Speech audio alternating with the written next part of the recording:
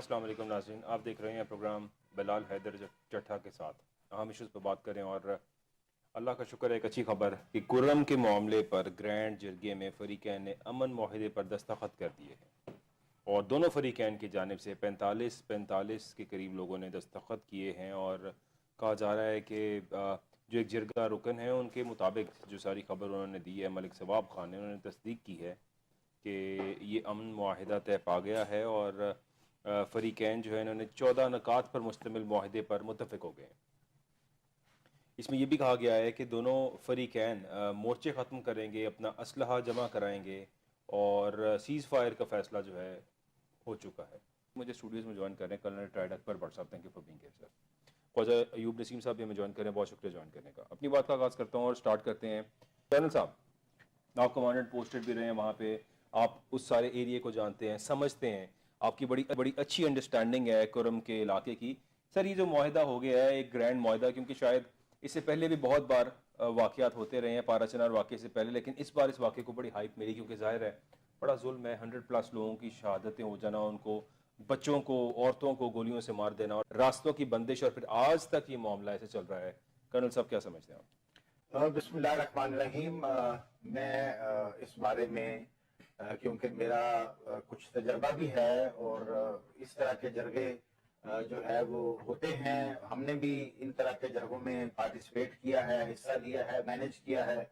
और वहाँ की जो एडमिनिस्ट्रेशन है, वहाँ के जो हालात हैं, उससे प्रैक्टिकली जब आप अगर आगाह होते हैं तो उस बारे में फिर बात करना आसान होती है और फिर उससे लोगों की अंडरस्टैंडिंग जो है, वहाँ के जो लोग हैं कुर्रम एजेंसी के, पाराचनार जो है वो हेडक्वार्टर है कुर्रम एजेंसी का, वहाँ के जो दो कबाइल हैं, बुनियादी तौर पर दो कबाइल हैं, उनका जो आपसी झगड़ा है वो तो सबको वाकिफ ही है। लोग बेसिकली पाकिस्तान की दूसरी अवाम को प्रैक्टिकली वहां पे हालात कैसे हैं, किस तरह है, किस किस का क्या क्या रोल है, इसमें लोगों को एजुकेट करने की और बताने की जरूरत है। आपने बड़ा अच्छा किया जो इस टॉपिक को लोगों के लिए चुना कि लोगों को आगाही करें।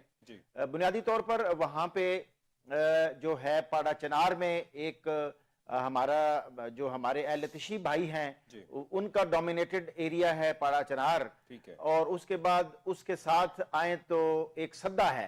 सद्दा जो है वो बुनियादी तौर पर एक अगेन एक टाउन का नाम है। वो हमारे जो अहले सुन्नत सुन्नी भाई हैं जो हमारे मजहबी फिरके बने हुए हैं, तो वो उनका डोमिनेटेड एरिया है। तो उनके दरमियान में जो बाउंड्री है उस जगह का नाम है दानिशकूल। तो दानिशकूल इज द बेसिकली एक बाउंड्री है दोनों कबाइल के दौरान। यानी ये दो फरीकैन की बात हो रही है, वो ये दो फरीकैन है। जी जी जी बिल्कुल, ये दो फरीकैन हैं। और वहां पे जो अहले तशी भाई हमारे, उनका जो मेन जो कबीला है, जो मेन उनकी कौम है वो तूरी हैं। आप देखते हैं दूसरे पाकिस्तान में भी हमारे तूरी भाई बड़े बहादुर हैं अल्हम्दुलिल्लाह। और इसी तरह जो दूसरा हमारे जो अहले सुन्नत भाई हैं, तो उनके भी डिफरेंट ट्राइब्स हैं। वो बुनियादी तौर पर ये दोनों जो कबाइल हैं पूरे पाकिस्तान में आप देखें कहीं ये झगड़ा नहीं है अल्हम्दुलिल्लाह, आपस में मिलते जुलते हैं, शादियां भी करते हैं, फ्लेक्सिबिलिटी है। हमारा दीन तो बेसिकली फ्लेक्सिबल है। कुछ लोगों ने इसको तंग नजर बनाया हुआ है और वो लोग जो कि थोड़ा सा उनकी उनकी थोड़ी सी रिजिड सोच होती है या जरा तालीम का थोड़ा सा फुकदान होता है, तो उस वजह से वो बातों में आ जाते हैं। हालांकि हम अल्हम्दुलिल्लाह सारे मुसलमान हैं। तो बुनियादी तौर पर जो दानिशकूल से जब हम आगे आते हैं तो आगे एक जगह है उमरजई, बीच में सारा सुन्नी बेल्ट है। और जो उमरजई है वो जो एरिया है, वो जो कबाइल हैं, वहां से फिर एक पॉकेट है जहां पे दूसरे कबाइल का डोमिनेटेड एरिया। उसके बाद आगे आप चले जाएं छपरी है और आगे फिर टल है। ये सारा एक रोड है और ये पहाड़ी सिलसिला है। अच्छा, इस तरह की लड़ाइयां जो हैं, जो इनमें जो किरदार होता है बुनियादी तौर पर वो इन दोनों कबाइल का जाती किरदार नहीं होता। इनके जो मशरान हैं, ये जो बड़े लोग होते हैं उनको मशरान कहते हैं पश्तो में। तो ये जो मशरान हैं ये दोनों कबाइल के बड़े पॉजिटिव माइंडेड हैं अल्हम्दुलिल्लाह, वेरी वेरी। अभी देखें ना ये जो जरगा हुआ है इसमें दोनों में जैसे आपने कहा कि 45 लोगों का इसके ऊपर दस्तखत हुए हैं, तो इसमें बुनियादी तौर पर मशरान है वो तो इकट्ठे बैठते हैं। उस एरिया में जो शरारत है बुनियादी तौर पर ये एंटी स्टेट एलिमेंट्स की शरारत है। वो हमेशा किरदार अदा करता है। कहीं ना कहीं कोई अटैक करवा दिया, कुछ करवा दिया और मलबा दूसरे कबाइल पे डलवा दिया कि जी ये उनकी जो है इन्वॉल्वमेंट है। हालांकि ऐसी बात नहीं है। ठीक है। जब तक अच्छा ये जो रूट है, ये जो रास्ते का बंद होना, ये इस दफा बंद नहीं हुआ 100 दिन के लिए, इससे पहले भी कई अरसा, ये 6 महीने ये रास्ता बंद रहा है।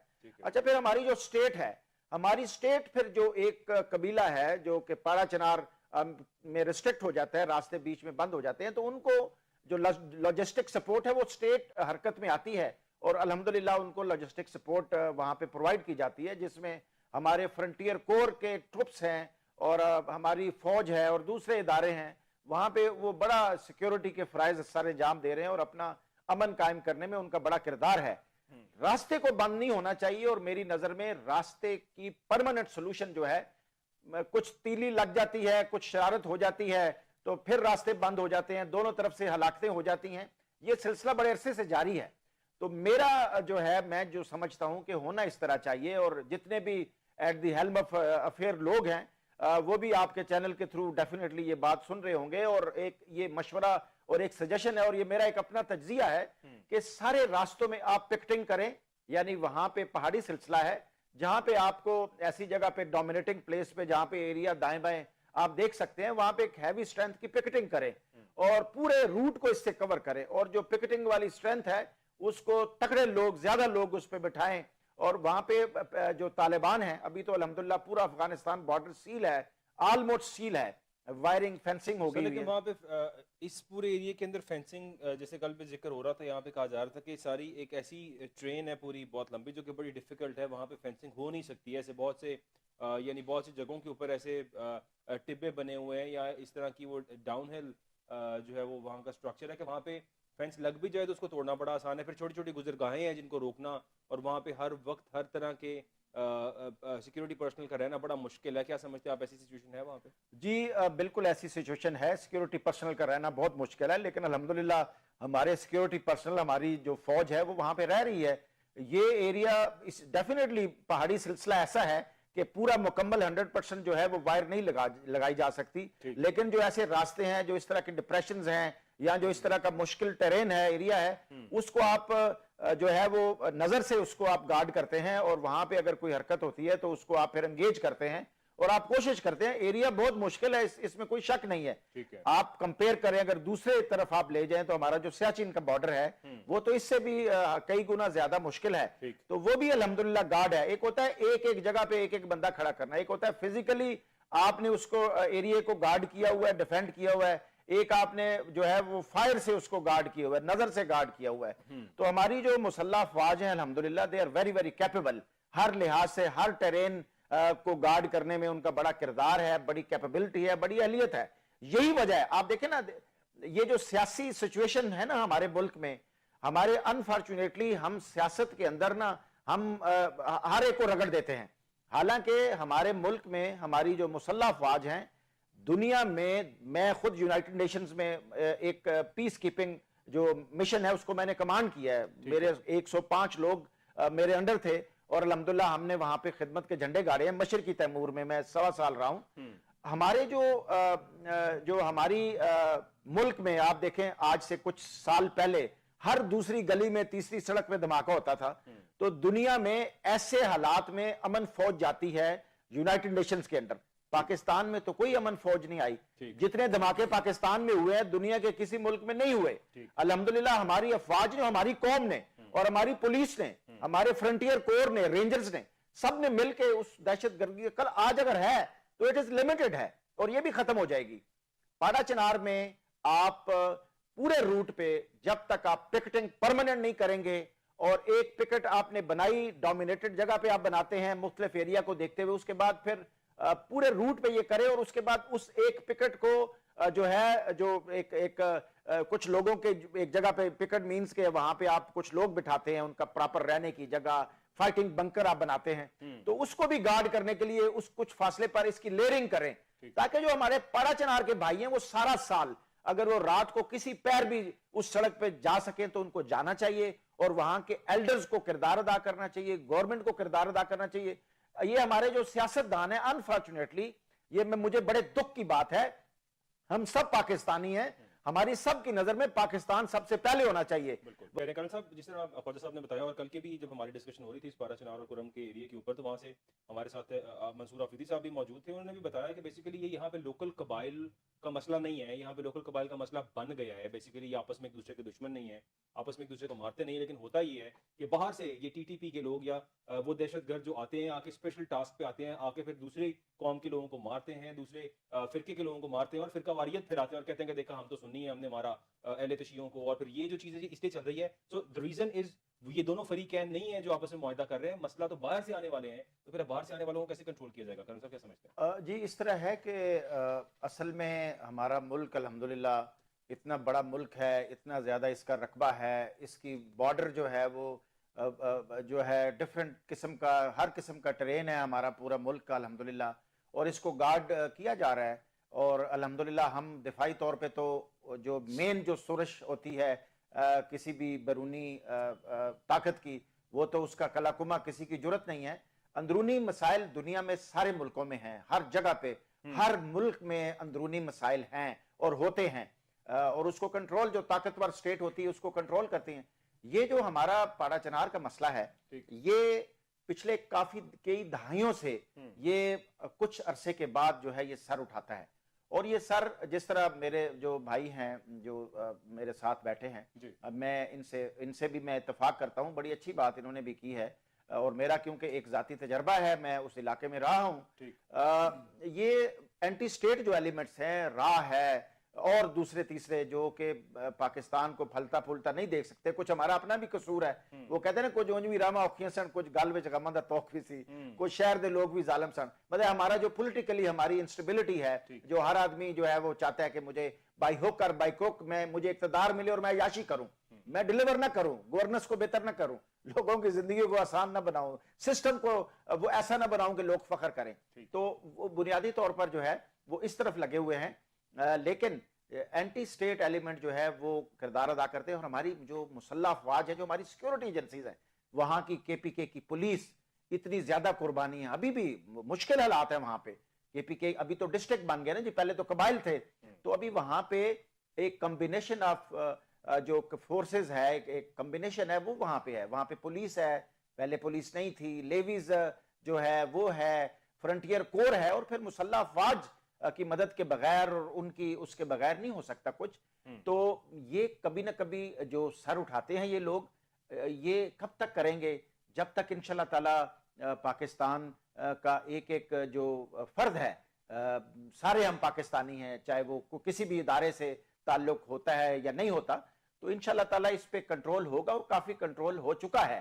पहले तो हालात देखें, ऐसा भी होता है, अमन मुआहदा हुआ, पाड़ा चनार में सारे जो सुन्नी उनकी जो मस्जिदें या उनकी जो प्रॉपर्टीज हैं वो पाड़ा चनार से छोड़ के सद्दा में या उस तरफ आ जाते हैं। फिर सद्दा जब आप क्रॉस करते हैं तो आगे एक अलीजई आता है, वो भी अहले तशी भाई हमारे वहां पे रहते हैं। फिर उसके बाद आगे छपरी और आगे टल का इलाका शुरू हो जाता है। तो ये वहां पे थोड़ा सा एक ऐसी पिकुलैरिटी है, तरीकाकार ऐसा है वहां पे, और ये उसी जगह पे है। आप देखें लाहौर में, गुजरात में, जेलम में, कराची में, सब जगह पे हमारे शिया बहन भाई हैं, इकट्ठे रहते हैं, इकट्ठे रहते हैं, घरों में शादियां होती हैं। हम अल्हम्दुलिल्लाह हम एक दूसरे से हमें बड़ा प्यार उस खास एरिया में। देखें, अगर तो ऐसा कोई फिरका वाराना कोई लड़ाई या कोई डिफरेंस हो तो हर जगह पे हो ना जी। यहाँ तो हम तो मुसलमान है सारे। आप देखें गैर मुस्लिम अल्हम्दुलिल्लाह भी ये जो 25 दिसंबर गुजरा है, इसमें जो हमारे क्रिश्चियन भाई हैं उनकी जो क्रिसमस सेलिब्रेशन है उसमें हम सब ने शिरकत की है। मैं नवाज साहब ने 10,000 केक बांट दिए वहां पे। हाँ जी, सर वो भी टैक्स पेयर के पैसे से जी, टैक्स जी बिल्कुल, वो तो एक अलमिया है ही है जी, वो तो बहुत बड़ा अलमिया है। तो एनीवेज पाड़ा चनार की बात करते हुए, अभी जब एक दूसरे की जो प्रॉपर्टीज हैं, यानी कि पाड़ा चनार के लोग सद्दा में आ गए, अपनी प्रॉपर्टी में आ गए, सद्दा वाले लोग आगे चले गए, पाड़ा चनार में रहना शुरू हो गए, फिर बीच में ऐसी कोई धमाका हो जाता है। अभी आप देखें, धमाका तो उनकी कैपेबिलिटी नहीं है खुद कि बम धमाका करें और इतने लोग, ये तो एंटी स्टेट एलिमेंट की सपोर्ट के बगैर बम धमाके तो नहीं हो सकते कि जिसमें 100 लोग जो हैं वो हो जाएं। सब्र है उनमें, वहां के कबाइल में सब्र है। धमाका होने के बावजूद भी वो एक दूसरे से प्यार से रहते हैं, एक दूसरे की मदद करते हैं। लेकिन अभी जब रास्ते में आप फायरिंग कर दें और इतने लोग और बच्चे उसमें शहीद हो जाएं और फिर आप आप इंस्टिगेट करते हैं कि जी ये तो फलां ट्राइब ने किया है, हालांकि फलां ट्राइब ने, मेरा ये जाती तजर्बा है, मैंने अपनी आंखों से देखा है, हमारे दोनों तीनों चारों जो वहां पे ट्राइब्स हैं वो अल्हम्दुलिल्लाह एक दूसरे से बड़ा प्यार करते हैं, ऐसी बात नहीं है। तो ये एलिमेंट्स बीच में आके घुस के शरारत करके तो ये जो है इतना अनरेस्ट फैल जाती है। फिर अभी जो अमन मुआहदा हुआ, मैं अप्रिशिएट करता हूं वहां की जो लोकल गवर्नमेंट है, वहां के जो केपीके की गवर्नमेंट है, वहां की जो एडमिनिस्ट्रेशन है, वहां की जो सिक्योरिटी एजेंसीज हैं, वहां आइसोलेशन में कोई कुछ नहीं कर सकता। अगर कोई कहना जी कि एक बंदा आइसोलेशन में कर लेगा, वो नहीं कर सकता। सबने मिलकर ये काम किया है एंड लेट्स होप कि इंशाल्लाह ताला ये पायदार रहे। और मैं ये जरूर कहूंगा, जिस तरह आपने भी कहा, कि वो जो पूरा रास्ता है उसकी इस तरह की वहां पे डिप्लॉयमेंट करें, चौकियां वहां पे बनाएं और भारी तकड़ी चौकियां बनाएं कि उन चौकियों को भी कोई, जाहिर है ये लोग चौकियों पे भी हमले करते हैं, चौकियों पे हमले करते हैं और उसके बाद जो है फिर दोनों तरफ से जो है वो मतलब एक नुकसान होता है, जानी नुकसान होता है और ये सिलसिला जारी है। तो ये इंशाल्लाह ताला ये कब तक ये करेंगे, जब तक हमारे मुल्क में, हमारी फौज में, हमारी सिक्योरिटी एजेंसी में और इवन हम खुद सारे, हम इंशाल्लाह ताला सीसा पिलाई हुई दीवार की तरह खड़े हैं और अमन कायम होने के इंशाल्लाह ताला आखिरी दम तक जो है हम इसके ऊपर खड़े रहेंगे, हमारी कौम खड़े रहेगी। और मैं मुबारकबाद पेश करता हूं वहां पे अभी जो अमन मुआहदा हो गया, अल्लाह करे कि ये जल्दी रास्ता खुल जाए और रात की तारीकी में भी एक गाड़ी भी अगर इधर उधर आना जाना चाहे तो आए जाए, आपस में ये लोग बसें, जिंदगी आर्जी है, ये जो दीन है हमारा, मुसलमान है सारे, मतलब गैर किसी की जान लेना जो है, ये कोई मुसलमान किसी की जान नहीं ले सकता, ये अंडरस्टूड बात है कि दीन बड़ा क्लियरली स्टेट कर दिया गया है कि किसी एक शख्स का कत्ल पूरी इंसानियत का कत्ल है, तो एक कत्ल करने वाला कभी भी मुसलमान नहीं हो सकता। कर्नल साहब, शहबाज शरीफ साहब ने एक बड़ी उड़ान पाकिस्तान एक प्रोग्राम जो है उसका एक इनिशिएटिव लिया है और उस पर कह रहे हैं न जाने किधर उड़ा के लेके जाना है पाकिस्तान को इन्होंने, लेकिन कह दिया है कि उड़ान पाकिस्तान प्रोग्राम जो है पाकिस्तान को बहुत ऊपर लेके जाएगा। साथ ही उन्होंने ये भी कहा कि हुकूमत से फौज का ऐसा ताउन सारी जिंदगी नहीं देखा। शहबाज शरीफ साहब अपने मुंह से इतराफ़ कर रहे हैं और जाहिर है क्योंकि फॉर्म 47 का मामला हर चीज़ लोगों के सामने है। साथ ही उन्होंने ये भी कह दिया कि बड़े वसवसे हैं पर दुआ है कि शराकत जारी रहे। आप कुछ डाउटफुल भी हैं शहबाज शरीफ साहब भी ऐसा जो हुकूमत और फौज का ताउन है आपस में, और ये भी कह रहे हैं कि बड़े वसवसे हैं, अल्लाह करे जारी रहे, क्या समझते हैं कर्नल साहब? इस तरह है जी कि जो वज़ीर आज़म साहब ने उड़ान पाकिस्तान की बात की है, तो ये तो उड़ान पाकिस्तान जो है पिछले 75 साल से जो है ये हम देख रहे हैं कि किसी ने भी उड़ान पाकिस्तान के लिए कुछ नहीं किया। ये तो शहबाज शरीफ ने तो अभी कहा, इससे पहले नवाज शरीफ साहब थे, उससे पहले दूसरी गवर्नमेंट थी, दूसरी पॉलिटिकल पार्टीज की गवर्नमेंट थी। जिस तरह आपने अभी बात की, मुझे बड़ी पसंद आई वो बात, बहुत अच्छी बात आपने की कि जी फर्स्ट वर्ल्ड कंट्रीज में ये अवाम के टैक्स का पैसा इतनी बेदर्दी से इस्तेमाल करना। मैं तो खुद मुख्तलिफ एडमिनिस्ट्रेटिव पोस्टों पे रहा हूँ, मैंने अभी भी मैं एक मुंतखब नुमाइंदा हूँ, यानी मैंने प्रैक्टिकल सोशल वर्क का आगाज किया है।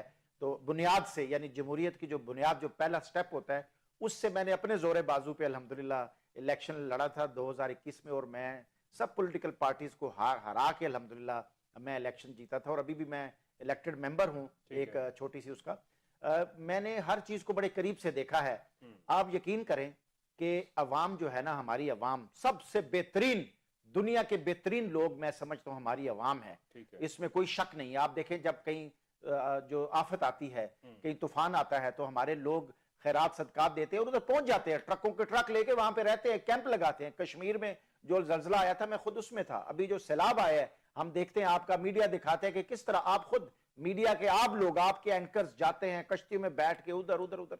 तो मतलब क्या कि कौम बहुत अच्छी है, लेकिन कौम के जो लीडर्स हैं, रहनुमा जो हैं, वो ठीक नहीं है। उसकी वजह क्या, वो ठीक क्यों नहीं है? जिस तरह मेरे फाजिल दोस्त जो ख्वाहिश साहब फरमा रहे थे कि पता नहीं हमें कब वो हुक्मरान मिलेंगे, हमें हुक्मरान नहीं मिलेंगे, हमें खुद कोशिश करनी पड़ेगी, इधर ऐसी एफर्ट करनी पड़ेगी कि हमारे जो लोग हैं, जो कि कैपेबल हैं, जो समझते हैं कि मैं कैपेबल हूं, मैं ये कर सकता हूं। देखिए हर आदमी को, चट्टा साहब आपको, मुझे, ख्वाजा साहब को, ये जो ऑफ द कैमरा दोस्त खड़े, हर एक को पता है कि जी अल्लाह ने उनको क्या अहलियत दी है। अगर आप समझते हैं कि आप अपने मुल्क के लिए डिलीवर कर सकते हैं, सिस्टम को बेहतर कर सकते हैं, तो आप आगे आए, कोशिश करें और आखिरी दम तक कोशिश करें। अगर अल्लाह को मंजूर होगा तो आपको अल्लाह ताला मौका देगा कि आप अपने मुल्क को बेहतर करें। तो मैं बात कर रहा था कि 5 मरले से ऊपर जो है ना ये टैक्स, प्रॉपर्टी टैक्स शुरू हो जाता है। और आप यकीन करें लोग इतने परेशान होते हैं, वो टैक्स नहीं दे सकते। अच्छा, अभी वो टैक्स उन्होंने दिया। अच्छा, हमारा सिस्टम क्या है? मैक्सिमम ये सिस्टम है, पाकिस्तान की आवाम जानती है, आप और मैं और सब जानते हैं कि टैक्स लेने वाला भी चोरी करता है और टैक्स देने वाला भी हिले हुज्जत करता है। लेकिन वो क्यों करता है? आप यकीन करें, अगर टैक्स देने वाले को, पाकिस्तान की आवाम को ये यकीन हो कि हमारा टैक्स सही जगह पे यूज होगा। सर, ये एक सवाल मैंने ज़ाहिर अपने इंट्रो में भी किया था और दोबारा से इसको रिपीट करता हूँ। ख्वाजा साहब, आप भी इसका जवाब दीजिएगा कि आखिर हमारे मुल्क के अंदर जब टैक्स पे टैक्स देता है, अब इतने बेशऊर तो लोग नहीं है। 2024 के इंतखाबात में 8 फरवरी को जिस तरह से लोगों ने वोट डाला ना, मुझे तो बड़ा शऊर नजर आया है इस अवाम के अंदर। ठीक है, अल्लाह किसी को वोट गया, किसी और को, वो it's a long story and everybody knows it. लेकिन अगर ये अवाम बाशऊर है और ये अब समझ रहे हैं चीज़ों को, तो फिर ये टैक्स पेयर के पैसे, जिस तरह मुझे बड़ी तकलीफ होती है जब मैं देखता हूँ लाहौर के अंदर कि डिप्टी कमिश्नर लाहौर के नाम से लगी हुई फ्लेक्सें हैं, मरीम नवाज साहिबा तस्वीर हाथ हिला रही हैं और वो तस्वीर लगी हुई है, और डीसी साहब टैक्स पेयर के पैसे के ऊपर वो फ्लेक्सिंग करवा रहे हैं। पूरे लाहौर के अंदर करोड़ों रुपया इसके ऊपर लगाया जा रहा है क्योंकि मैडम की शक्ल सारों को दिखाई जाए और मैडम की शक्ल आने जाने वाले लोग देखते रहें।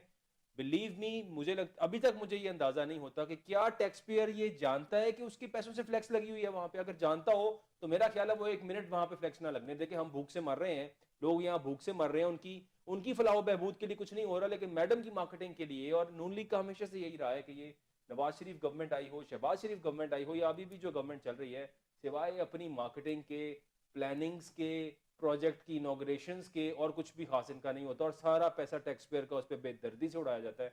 मुझे तो ऐसा भी लगता है जैसे शायद हो सकता है, अल्लाह बेहतर जानता है, लेकिन अभी जो हुसैन नवाज के बेटे की शादी हुई है उसमें भी टैक्स पेयर का बहुत सा पैसा इस्तेमाल हुआ होगा। क्या समझते हैं आप कर्नल साहब? जी, इस तरह है कि आपने बिल्कुल बात ये ठीक की है।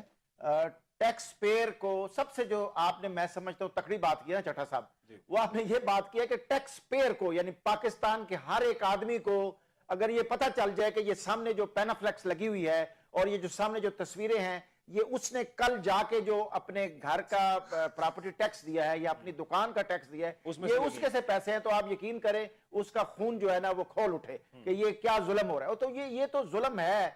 गवर्नेंस हमारे मुल्क में, अनफॉर्चुनेटली, मेरा ये जाती तजर्बा है, हमारे मुल्क में गवर्नेंस 0/0 है।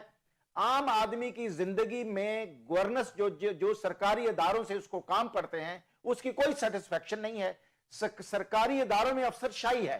देखें, हम मुल्क हैं, ला इलाहा इल्लल्लाह की बुनियाद पर यह मुल्क बना है। आप मुझे बताइए, पाकिस्तान के किस इदारे में, वो इदारे जिनका ताल्लुक पब्लिक से है, रोजमर्रा के अफेयर से है, किस इदारे में सादगी है? आप किसी अफसर को मिलने चले जाएं, वो उस 5 मरले का जो टैक्स बंदा देता है उसके पैसे से वो तनख्वाह लेता है, उसका पेट्रोल उसके पैसे से जाता है। आप पहले तो आपको चिट भेजनी पड़ती है अंदर साहब बहादुर के अंदर, फिर साहब बहादुर का इतना आलीशान दफ्तर है, इतना आलीशान हिसाब किताब है कि जैसे कोई मुगल बादशाह है। तो फिर जाके आपको कहीं अंदर बुलाया जाता है और जिस तरीके से आपको फिर रिस्पेक्ट की जाती है, ये मुझे, आपको, सबको, हमें इल्म है। तो सर जी, ये ओवरऑल करने की, जिस तरह गाड़ी का इंजन ओवरऑलिंग होती है ना, ये हमारे सिस्टम को ओवरऑलिंग की जरूरत है। इस कल्चर को खत्म करना पड़ेगा। पब्लिक सर्वेंट हमारे बहुत अच्छे भाई हैं, ऐसी बात नहीं है, मतलब आपको सर्वेंट तो नहीं, वो तो पब्लिक किंग समझते हैं जी। पब्लिक मतलब जो हमारे ये जो डिप्टी कमिश्नर और कमिश्नर्स वगैरह और सेक्रेटरीज और ये वो मतलब पब्लिक सर्वेंट, कायदे आजम के जो फरमान है इनके लिए वो भी आया, लेकिन प्रैक्टिकली ऐसा नहीं है। मैक्सिमम हमारे बहुत, मतलब हमारे कोलीग्स हैं। जो लफ्ज़ था ना सरकारी मुलाजिम, बड़ा अच्छा लफ्ज़ था इनके लिए। मतलब ये सोचते रहते कि हम लोग सरकारी मुलाजिम हैं, कि जब से शाही अफसर का लफ्ज़ इनके साथ लग गया ना, CSP ऑफिसर्स है तो ये शाही अफसर हैं, शाही नौकरियां कर रहे हैं। नौकरी को तो वो नौकरी समझते ही नहीं है। तब से मेरा ख्याल है कि इन सबके दिमाग भी खराब हो गए हैं और इन सबके सिस्टम्स भी खराब हो गए हैं। क्या समझते हैं जी? मैं पहले आपसे जो अर्ज कर रहा था, एक थोड़ी देर पहले जो मैंने बात शुरू की थी, वो ये की थी कि हमारा कल्चर ये है कि टैक्स देने वाला हिचकता है, झिझकता है कि मैं टैक्स, अगर वो उसको ये यकीन हो कि मेरा टैक्स सही, ज़कात हम क्यों देते हैं जी? हम सारे 100%, आप देखें ना, कोई हमें चेक नहीं करता, हम खुद कैलकुलेट करते हैं, ये हमारा ज़कात बनती है, क्योंकि अल्लाह और आपके दरमियान। अच्छा, अभी बीच में आ जाती है गवर्नेंस। अच्छा, ये जो टैक्स हम नहीं देते और सिस्टम खराब है, टैक्स लेने वाला भी बार्गेनिंग करता है कि इतने पैसे दे दो तो इतना मैं टैक्स कर दूंगा। ये मैक्सिमम ये होता है। 90%, 10% ऑनेस्ट लोग हैं, 90% ये करते हैं। ओके जी, जो फर्स्ट लेयर में टैक्स जमा करते हैं, अच्छा, उन मुलाजमीन को भी पता है कि जब हम ये टैक्स जमा करेंगे तो इसको इस्तेमाल करने वाले और इस टैक्स के ऊपर फैसला करने वाले और अफसर हैं, और उनको यह भी इल्म है कि वो जो और अफसर है वो किस बेदर्दी से इस टैक्स को इसको उड़ाएंगे। बिल्कुल ठीक कह रहे हैं। तो फिर सवाल पे किस टाइम चट्टा साहब, आपकी इजाजत से मैं एक सिंपल फार्मूला मैं आपके चैनल के थ्रू ये गोशगुजार करना चाहूंगा, वेरी सिंपल, जो कि बड़ा ही एक होता है ना जी कि आप एक चीजें होती हैं जो ना होने वाली होती हैं, आप ऐसी राय देते हैं, ऐसा सजेशन देते हैं, ऐसा स्टेप का जिक्र करते हैं जो कि होने वाला नहीं होता। मैं आपको एक बता, क्योंकि मेरा ये पैशन है, गुड गवर्नेंस इज बेसिकली मेरा जुनून और मेरा पैशन है। अच्छा, मैं आप ये हमारे जितने ऐसे ऑफिसर हैं जिनका डे टू डे लोगों से वास्ता होता है, इमीडिएटली मैं ये समझता हूं कि हमारे जो लोग इस वक्त करता धरता हैं उनको ये चाहिए कि 1 घंटा चीफ सेक्रेटरी हो, मुख्तलिफ डिपार्टमेंट्स के सेक्रेटरीज हों, कमिश्नर्स हों, डिप्टी कमिश्नर्स हों, असिस्टेंट कमिश्नर्स हों, और दूसरे तीसरे जो इस तरह के एग्जीक्यूटिव पोस्टों पे हैं, इनको रोजाना 1 घंटा ओपन हाउस डिक्लेयर करना चाहिए हुकूमत की तरफ से, या 1 घंटा पूरी आवाम को पता चले, जो मर्जी जाए दफ्तर में जाए, सीधा दफ्तर में जाए और अपने मसले मसाइल, it is a step to good governance. मतलब इसमें मुश्किल क्या है? आप या तो फिर ये है कि ये जो लोग हैं इनकी नीयतें ठीक नहीं है, तो ऐसा इज्जत वाला काम जो है वो शायद इनसे कोई जात करवानी नहीं चाहती, सुम्मन बुकमन उमयन वाली कैफियत है। और भाई आप गवर्नेंस अच्छी करो, आप चाहे जो मर्जी करो, दुनिया आपकी तारीफ करेगी। ये मैं सोशल वर्क में हूं, मुझे इसका इल्म है। कोई लोग पार्टी शार्टी नहीं देखते, कोई लोग अपना ऐसा कोई, people are not into blind love. जो आदमी अच्छा काम करता है, अभी मिसाल के तौर पर ये जो हमारे जो वार्डन है, ट्रैफिक वार्डन, ये ट्रैफिक पुलिस को खत्म करके ये सिस्टम बनाया गया, ये जिसने भी बनाया मेरा सलाम है उसको। इसमें रिश्वत का निजाम काफी कम हो गया है, जो रोड करप्शन है वो नहीं है। अच्छा, उसके बाद ये जो हाईवेज के ऊपर 1122 एम्बुलेंस है, ये जिसने भी बनाई है मेरा इसको सलाम है। पटवारी कल्चर कोई ठीक नहीं कर सका, क्यों नहीं ठीक कर सका? ये एक कलम की स्ट्रोक के ऊपर आप सिस्टम को ठीक कर सकते हैं, ये आपका पर्सनल इंटरेस्ट है, आप रिकॉर्ड को कंप्यूटराइज करें। कुछ किया है, जिसने भी किया है लोगों को पता है, मुझे पता है, आपको इल्म है, उसको एप्रिसिएशन है। सारे हम पाकिस्तानी हैं। मैं आपके चैनल के थ्रू आज ये बात जो लोग at the help of affairs हैं उनको ये मैं कहना चाहूंगा कि आप अगले हफ्ते के बाद जो भी ये प्रोग्राम सुन रहे हैं, आप ये आर्डर दें कि तमाम पब्लिक सर्वेंट रोजाना 1 घंटा ओपन हाउस, ये तो शुरू करें ना, शुरुआत करें, फिर आगे और बेहतरी आती जाती। ये क्या बात हुई जी? आप पब्लिक सर्वेंट हैं, अवाम की तनख्वाह से आप पैसे ले रहे हैं, अवाम के टैक्स से पैसे ले रहे हैं, सारी मराद, बिजली के बिल, पेट्रोल खर्चे, टीएडीए, अवाम उस 500 रुपए का हम कार्ड डालते हैं ना जब इजी लोड, तो आवाज आती है कि जी 20 रुपए कट गए हैं। वो 20 इकट्ठे होके तो अरबों रुपया बनता है, जिसको जब आपके सामने आता है तो आप ठेका करते हैं, ठेका करके तो कमीशन ऊपर से ऊपर से नीचे तक कौन कमीशन नहीं लेता। मतलब आप इससे ना, मैं समझता हूं कि आप कोई अगर गंद खा लेना तो वो ज्यादा बेहतर है कि अगर आप आवाम के टैक्स का पैसा इस तरह बेहतर ना, आपकी गवर्नेंस बेहतर है, करो गवर्नेंस बेहतर। ये स्टेप आप इसमें कौन सी मुश्किल है? पाकिस्तान की आवाम आपके चैनल के थ्रू ये बात सुन रही है कि अगर चीफ सेक्रेटरी से लेकर असिस्टेंट कमिश्नर तक 1 घंटा रोजाना ओपन हाउस करें, लोग कहेंगे वेल डन जी, फलां की हुकूमत में ये काम हुआ है। और उसके बाद आहिस्ता आहिस्ता तो इनका तो दफ्तरी टाइम में क्या मेहमान जी, कि साहब का मेहमान है, कोई मेहमान नहीं, ये दफ्तर का टाइम है, जो आता है। और ये चिट सिस्टम खत्म करना चाहिए, चिट सिस्टम खत्म होना चाहिए। बहुत शुक्रिया मेरे दोनों गेस्ट का, नाजरीन आप सबका देखने का बहुत शुक्रिया, आपका ख्याल।